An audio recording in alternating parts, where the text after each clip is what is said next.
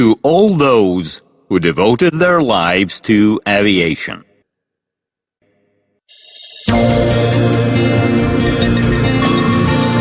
The Wings of Russia studio presents.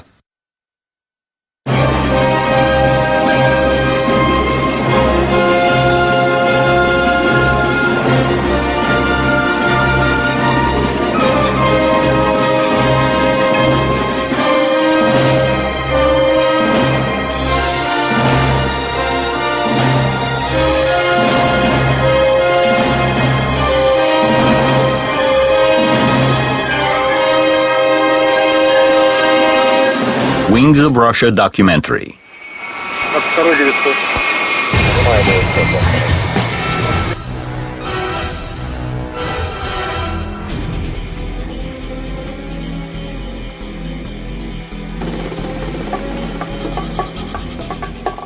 In the beginning of the 60s, the Mil Design Bureau came up with an idea of a transport combat helicopter, an airborne analog of the infantry combat vehicle. It was needed for the assault forces landing and troops fire support. Correctness of such an approach was proved by the combat activities in Vietnam. There, Americans were successfully using helicopters, although assault forces landing and troops fire support were performed by different types of helicopters. The first task was carried out by Iroquois, while the second by Hugh Cobra.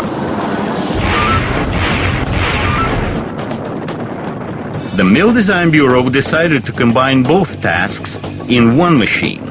The Mi-8 rotor system and most of its units were used for the new helicopter. It was called Mi-24. The pilot and operator gunner were put inside an armored cockpit.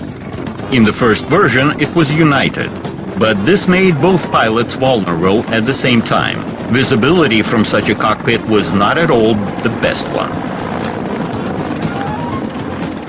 In 1971, the cockpits were separated. Well protected, they were placed one after another at different levels for better visibility. The cargo cabin allowed to carry 8 soldiers.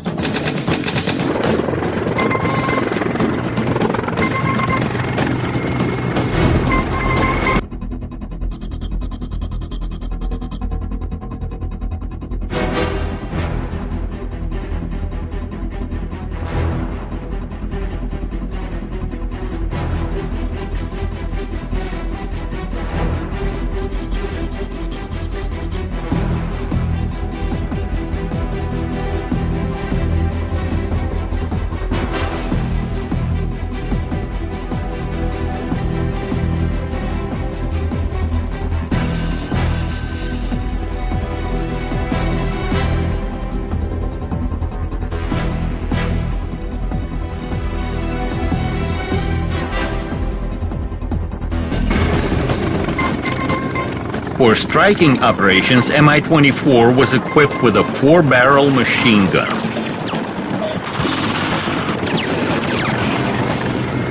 It also carried guided and non-guided missiles suspended on pylons.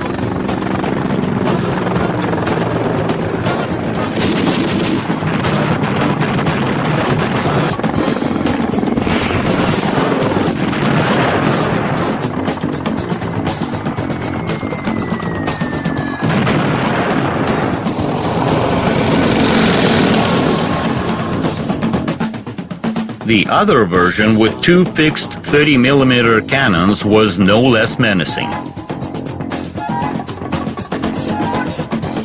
A limited edition of Mi-24 was issued with a flexible cannon.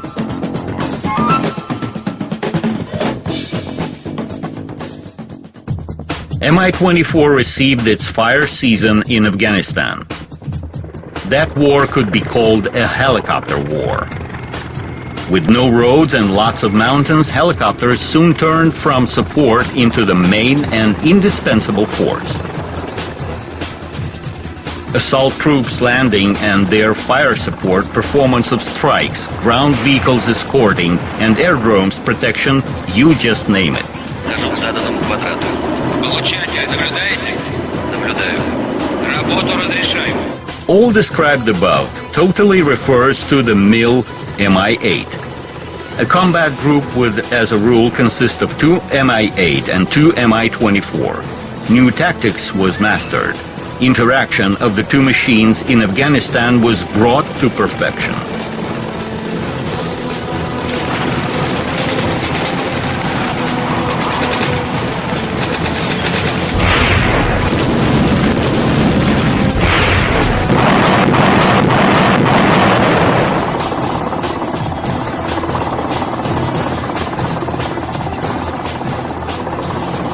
Choppers carried the main burden of the war.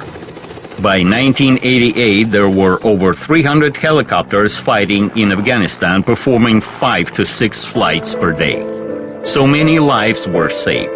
For many, a dear chopper was their last hope. They were coming to rescue under the enemy's fire, sometimes beyond any flight norms and limits. Helicopters were returning from a fight heavily riddled, having little time to spend on repair. Those machines showed how viable, enduring, and unpretentious they were. The Design Bureau performed modernization of their Mi-28. Works in the first place were aimed at providing for the helicopter's 24-hour application. The version was called Mi-28N.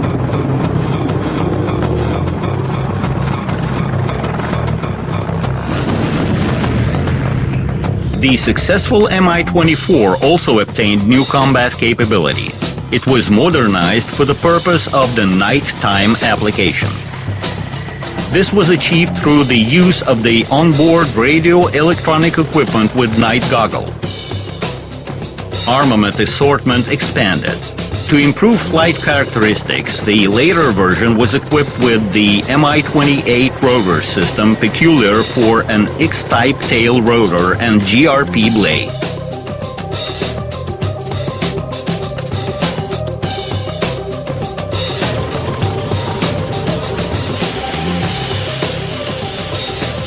Mi-24 was and has been imported to more than 20 countries of the world. It took part in 40 military conflicts. Among other machines, this helicopter could be called the most militant. Mi-24 is the main helicopter used in the army aviation of modern Russia.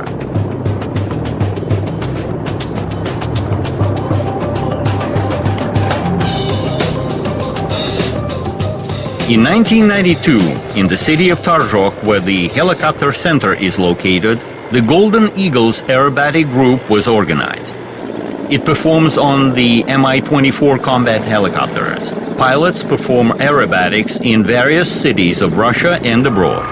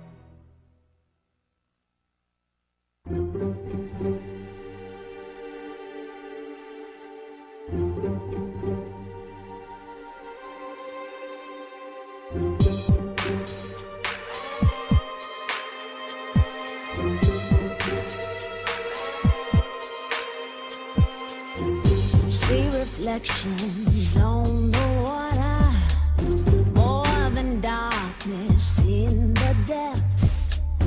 See him surface and never a shadow. On the winds I feel his breath. Golden eye found his weakness. Golden eye will do what I please. Golden eye, no time for sweetness, but a bitter kiss will bring him to his knees. You'll never know how I watched you from the shadows as a child. You'll never know how it feels to be the one who's left behind. You'll never know the days and nights, the tears I've cried. But now my time has come, and time